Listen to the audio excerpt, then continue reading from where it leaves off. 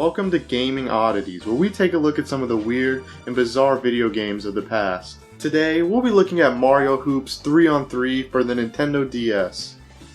As a kid, I was a huge fan of the Mario sports games. I was absolutely obsessed with Mario Strikers and Mario Tennis. When I heard there was going to be a Mario basketball game, I was super on board. Now, Mario and basketball are only two parts of this equation, and here's how my 10-year-old self felt about that third part. This game's gonna have Mario. Awesome. And basketball. Awesome. And Final Fantasy. Gay? Okay, please excuse my 10-year-old self, and really, the Final Fantasy aspects are more of a cameo than a main feature. Even though Square did make this game, Mario's still the star of the show. The Final Fantasy stuff is reduced down to unlockable characters, and they really picked only the most beloved of lads.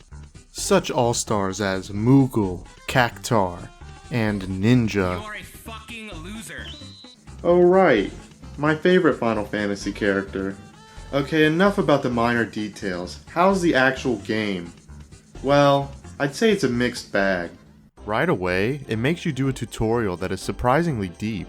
Once you finish the basics, there's a bunch of advanced techniques to learn, but they're not required. And when you're done with that, you're set free to play all the basketball you want. But honestly, I'd say it's too much basketball. I know what you're thinking. No shit, it's a lot of basketball. But besides this weird dribbling test, the only game type here is the main 3-on-3 mode. It is severely lacking in gameplay variety, but how fun is that main mode? Well, a main thing to note is that the whole game is controlled using the touchscreen. Oh yeah, I'm playing this game on a Wii U. It's your time to shine, little buddy. You move with the D-pad and change characters with L, but everything else is touch controlled. You may think that's a bad thing, but I actually had no issue with the controls.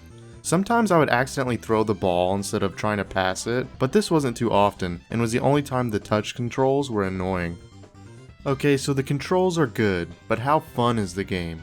I'd say that once you're presented with a challenge, the game is fun, but it's not amazing.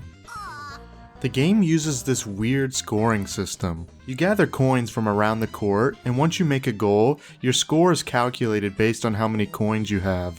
Now this might piss off the competitive Mario Hoops community, but I actually think this format is fine. It makes sense considering that this is a Mario basketball game. There's also items and special moves, and honestly, I like these as well.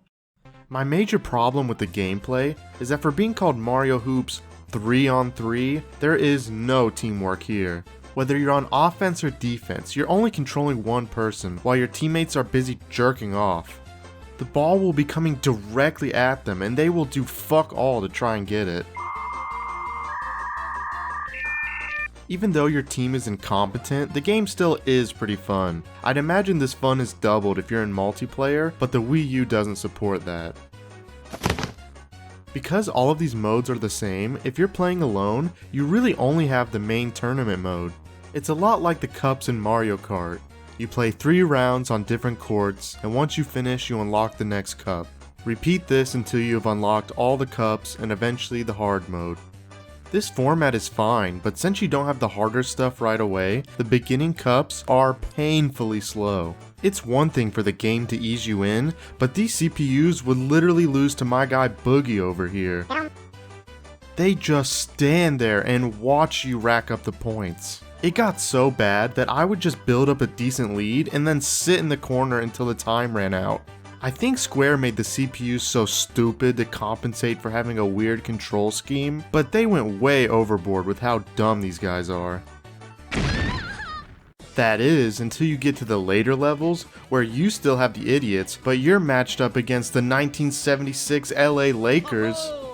2 cups ago, I was facing the first grade Little League team, and now I'm getting my ass juked out by Larry Bird. I appreciate the challenge, especially considering when I started this game, I thought it was going to be way too easy. But this is some huge difficulty whiplash.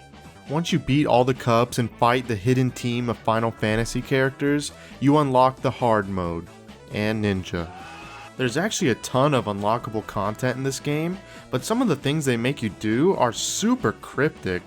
Get over 800 points in the Star Cup on normal to unlock the desert stage. On this stage you will see a cactus. Dribble on top of him and he will run away.